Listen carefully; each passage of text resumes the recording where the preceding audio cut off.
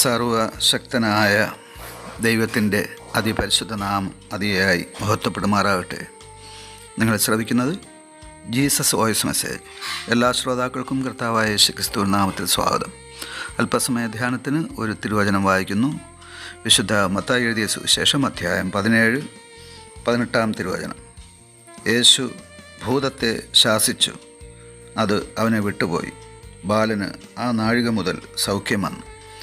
കർത്താവിൽ പ്രിയരെ, നാം വായിച്ചു കേട്ട വിശുദ്ധ മത്തായി എഴുതിയ സുവിശേഷം 17-ാം അധ്യായം 14 മുതൽ 17 വരെ നാം പഠിച്ചാൽ ഒരു ബാലനെ യേശുവിൻ്റെ അടുക്കൽ കൊണ്ടുവന്ന ഒരു പിതാവിൻ്റെ ചരിത്രമാണ് നാം കാണുന്നത്.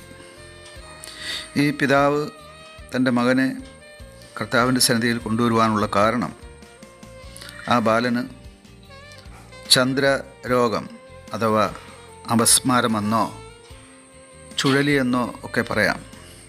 ഈ രോഗം ബാധിച്ച് ഈ ബാലൻ വളരെ കഷ്ടപ്പെടുന്നുണ്ടായിരുന്നു.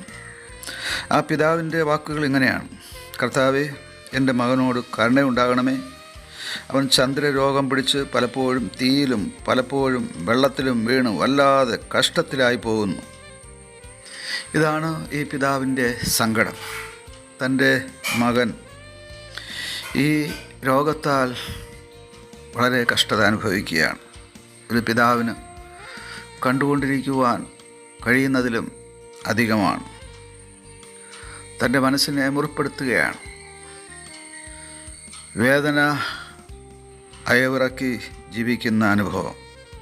ഈ മകനെ കാണുമ്പോഴൊക്കെ, ഈ മകൻ്റെ രോഗനിമിത്തം അവൻ കഷ്ടപ്പെടുമ്പോഴൊക്കെ ഈ പിതാവ് വളരെ ഭാരത്തിലാവുന്നു, കണ്ണുനീരിലാവുന്നു, ദുഃഖത്തിലാവുന്നു.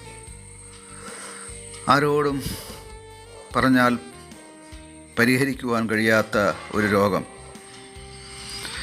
ഈ രോഗത്താൽ ഒരുപക്ഷെ ഈ പിതാവ് ഈ മകനെയും കൊണ്ട് പല സ്ഥലങ്ങളിൽ പോയിരിക്കാം, പല കാര്യങ്ങൾ ചെയ്തിരിക്കാം, പല ചികിത്സകൾ ചെയ്തിരിക്കാം. എന്നാൽ അതെല്ലാം ഫലശൂന്യമായി പോയി എന്നുള്ളതാണ്. ഒടുവിലിതാ യേശു കർത്താവിൻ്റെ അടുക്കൽ കൊണ്ടുവരികയാണ്. എന്നാൽ ആദ്യം നേരെ യേശുവിൻ്റെ അടുക്കലേക്കല്ല കൊണ്ടുവന്നത്, യേശുവിൻ്റെ ശിഷ്യന്മാരുടെ അടുക്കലേക്കായിരുന്നു. എന്നാൽ യേശുവിൻ്റെ ശിഷ്യന്മാർക്ക് ആ രോഗിയെ സൗഖ്യപ്പെടുത്തുവാനായിട്ട് സാധിച്ചില്ല. തുടർന്ന് ഈ പിതാവ് തൻ്റെ മകനെ യേശുവിൻ്റെ അടുക്കൽ കൊണ്ടുവരികയാണ്. യേശുവിൻ്റെ അടുക്കൽ ഈ ബാലനെ കൊണ്ടുവന്ന ഉടനെ തന്നെ യേശു ആ ബാലൻ്റെ മേൽ ആവസിച്ചിരുന്ന ഭൂതത്തെ അഥവാ ദുരാത്മാവിനെ, രോഗാത്മാവിനെ, അശുദ്ധാത്മാവിനെ ശാസിക്കുകയാണ്. ഉടൻ തന്നെ ആ രോഗാത്മാവ് ആ ബാലനെ വിട്ടുപോവുകയാണ്. ആ ബാലൻ സൗഖ്യം പ്രാപിക്കുകയാണ്, വിടുതൽ പ്രാപിക്കുകയാണ്. ആ പിതാവിന് ഉണ്ടായ സന്തോഷം എത്ര വലുത്! ദീർഘവർഷങ്ങളായി തീയിലും വെള്ളത്തിലും വീണുപോകുന്ന, അതുപോലെ നിലത്ത് കിടന്ന് വളരെ ഭാരമനുഭവിക്കുന്ന, ദുഃഖമനുഭവിക്കുന്ന ഒരു ബാലനെ യേശുവിൻ്റെ അടുക്കൽ കൊണ്ടുവരുമ്പോൾ ഒരു നിമിഷം കൊണ്ട് ഈ ബാലൻ സൗഖ്യം പ്രാപിക്കുകയാണ്. ഈ ചരിത്രത്തിൽ നിന്നും നാം പഠിക്കുന്നത്, ഇന്നും ഈ രോഗത്തിന് പകരം ഒരുപക്ഷേ ഇന്ന് തിരുവചനം ശ്രവിക്കുന്ന ശ്രോതാക്കളായ ദൈവജനം അനുഭവിക്കുന്ന വേദനകൾ, വ്യാധികൾ വ്യത്യസ്തമായിരിക്കാം. എന്നാൽ ഈ സന്ദേശം നമുക്ക് നൽകുന്ന പാഠം,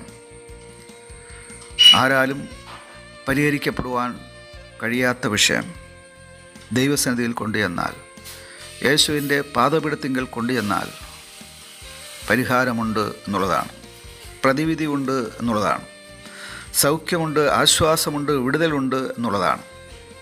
അതെ, ഇന്ന് തിരുവചനം ശ്രവിക്കുന്ന നിങ്ങൾ അനുഭവിക്കുന്ന രോഗം, വ്യാധി, കുറ്റബോധം, പാപബോധം, പാപഭാരം ഇതെല്ലാമായിട്ട് ഓടിച്ചെന്ന് അഭയം പ്രാപിക്കേണ്ടുന്ന ഇടം യേശുവിൻ്റെ പാദപീഠത്തിലാണ്. അവിടെ ഇതിനെല്ലാം പരിഹാരമുണ്ട്. ആമേൻ. കഷ്ടങ്ങൾ സാരമില്ല, കണ്ണുനീർ സാരമില്ല, നിത്യ തേജസ്സിൻ ഘനമോർത്തിടുമ്പോൾ ഞൊടി നേരത്തേക്കുള്ള കഷ്ടങ്ങൾ സാരമില്ല, കണ്ണുനീർ സാരമില്ല, നിത്യ തേജസ്സിൻ ഘനമോർത്തിടുമ്പോൾ ഞൊടി നേരത്തേക്കുള്ള കഷ്ടങ്ങൾ സാരമില്ല, കണ്ണുനീർ സാരമില്ല.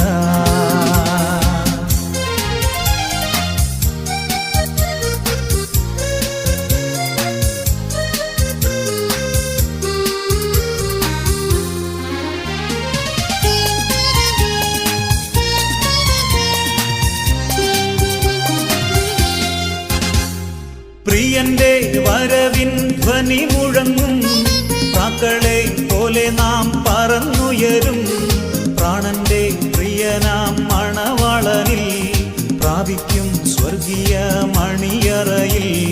പ്രിയന്റെ വരവിൻ ധ്വനി മുഴങ്ങും, പ്രാക്കളെ പോലെ നാം പറന്നുയരും, പ്രാണന്റെ പ്രിയനാം മണവാളനിൽ പ്രാപിക്കും സ്വർഗീയ മണിയറയിൽ. കഷ്ടങ്ങൾ സാരമില്ല, കണ്ണുനീർ സാരമില്ല.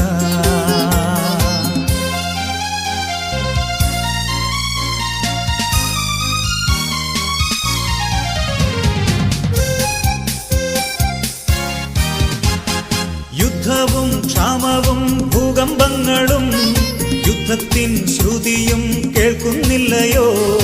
ഇസ്രായേലിൻ ദൈവം എഴുന്നള്ളുന്നേ, യേശുവിൻ ജനമേ ഒരുങ്ങുക നാം. യുദ്ധവും ക്ഷാമവും ഭൂകമ്പങ്ങളും യുദ്ധത്തിൻ ശ്രുതിയും കേൾക്കുന്നില്ലയോ? ഇസ്രായേലിൻ ദൈവം എഴുന്നള്ളുന്നേ, യേശുവിൻ ജനമേ ഒരുങ്ങുക നാം.